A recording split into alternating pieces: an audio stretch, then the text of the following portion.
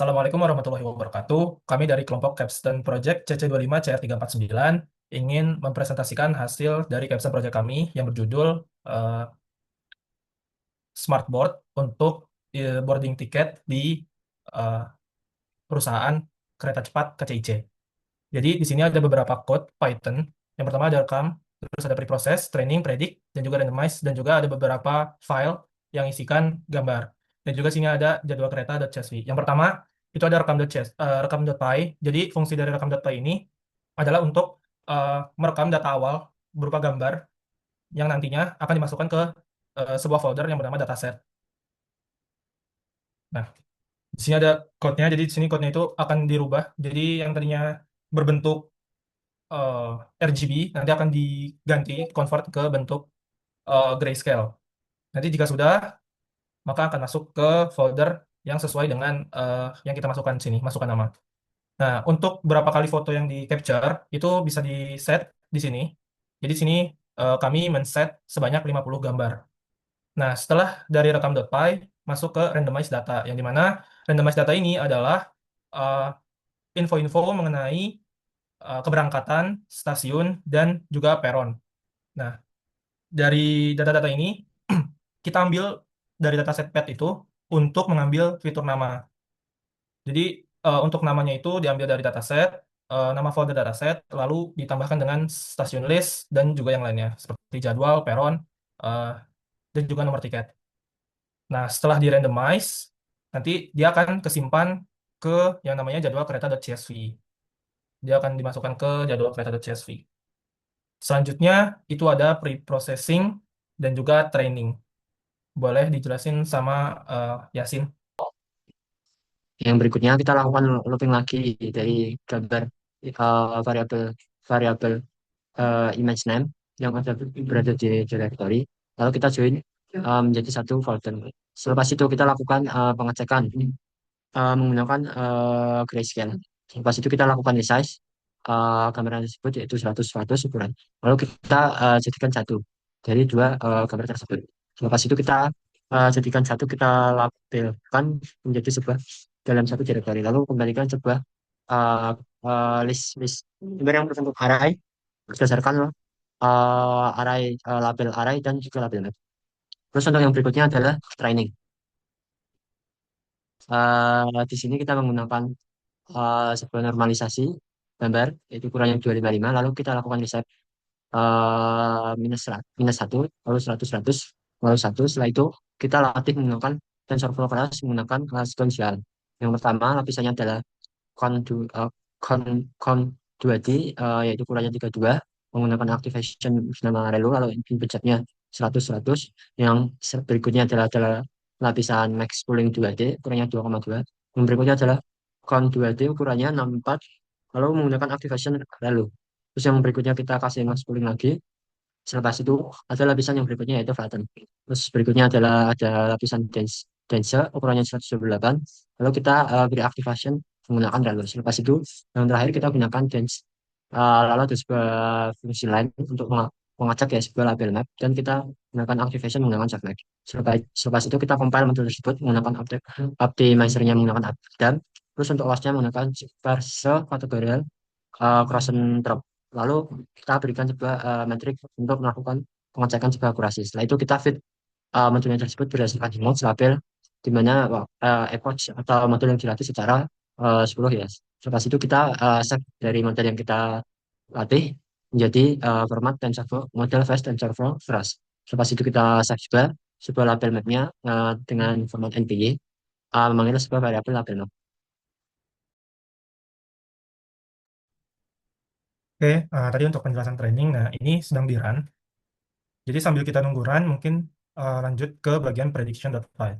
Jadi pada prediction.py ini sebenarnya gabungan dari semua yang ada di .py ini, dari randomize, training, preparation maupun dari rekam. Jadi tadi pada proses train itu kan ada load model dari model fast, TF, dan crash. Lalu juga ada label map.npy. Itu diambil dan juga ada hasil dari randomized data yaitu berupa jadwal kereta.csv. Nah, di sini dideteksinya menggunakan CV2 yang dimana cascade classifiernya menggunakan HR cascade frontal fast default. Nah, setelah itu pada proses perulangan ini dia akan mengambil gambar dari labeling yang sudah di preproses dan juga udah di train. Nanti hasilnya itu akan dikombine berdasarkan nama dan juga akan menampilkan beberapa data yang berada di jadwal kereta.csv ini, yaitu nomor tiket, stasiun, jadwal, peron, maupun nama itu sendiri. Nah, ketika sudah di run, nanti eh, akan muncul di webcam.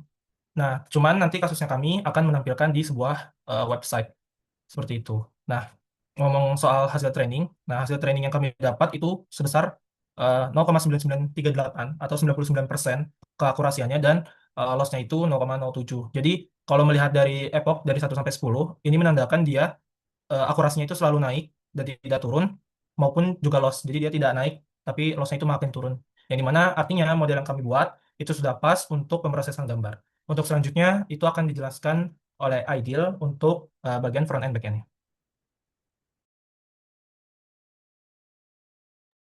Boleh Aidil dipersilahkan.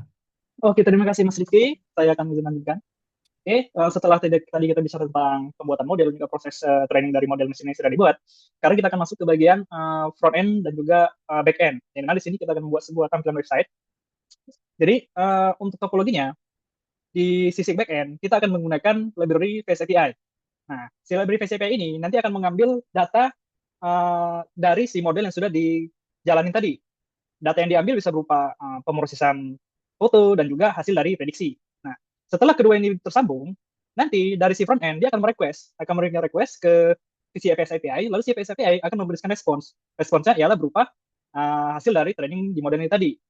Oke, jadi untuk topologinya, kita akan masuk ke bagian directory project-nya. Jadi di sini saya membuat ada dua directory ya, ada directory backend dan juga directory front end. Kalau dari backend dulu, oke di backend ini kita ada dataset, ini sudah dijelasin sebelumnya di sesi di bagian machine learning, di mana dataset ini berisi tentang gambar-gambar tentang orang yang didapat dari hasil running rekam DPY. Nah, di sini ada juga harus file Haskell frontend yang default untuk menjalankan modelnya. Lalu ada juga jadwal kereta yang sudah disebutkan sebelumnya, dan juga label dan model yang sudah dikonversi menjadi bentuk TF agar bisa dijalankan di website. Oke, kita langsung masuk ke bagian main.py. Jadi di bagian main.py ini adalah kode utamanya, yang mana di sini kita akan melakukan load model dari yang si model template tadi. Lalu setelah di import, setelah di load dari si model itu, nanti bisa untuk melakukan dan juga memberikan respon berupa output mengenai nama, tiket, jadwal, pesan, dan juga sisa waktu. Yang mana ini semua terdapat di yang dia ngambilnya dapat dari file jadwal kereta.csv. Oke, lalu untuk di bagian modelnya, ya ini cuma untuk bagian pengimportan yang lebih jelas di bagian model template. Jadi di bagian kode ini kita akan melakukan mengimport dan juga menjalankan model yang sudah kita ambil dari sisi machine learning tadi. Oke, setelah itu kita masuk klik aja. Oke, nah di sini ada tampilan dari website kami. Jadi di sini ada judul websitenya, lalu ada juga di sini kamera yang tembus deteksinya, dan juga di bawahnya informasi berupa nama, tiket, jadwal, dan pesan sisa waktu yang sudah saya sampaikan sebelumnya. Oke, kita akan coba ini. Nah, di sini bisa lihat ya.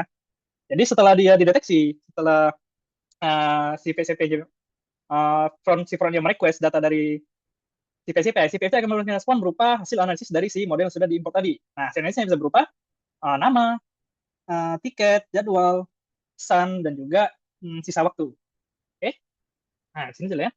Dan juga untuk bagian webcamnya ini akan nampil juga nih, biar nampak gitu hasil deteksinya gimana gitu. Oke, mungkin hanya sampai sini untuk yang penjelasan tentang bagian front dan back end.